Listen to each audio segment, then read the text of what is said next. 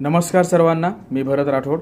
माझ्याकडून एक छोटीशी विनंती करू इच्छितो सर्वांना, कारण की आजकाल काय खूप जास्त ऊन पडतं आहे.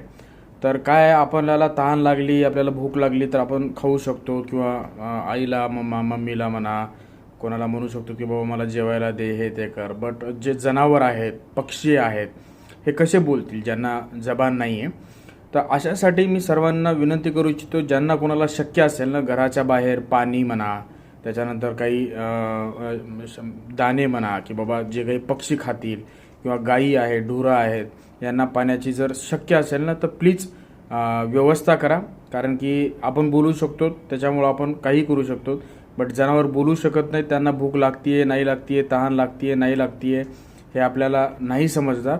त्याच्यामुळं मी एक छोटीशी माझ्याकडून तुम्हाला सर्वांना विनंती आहे की प्लीज तुम्ही कराल.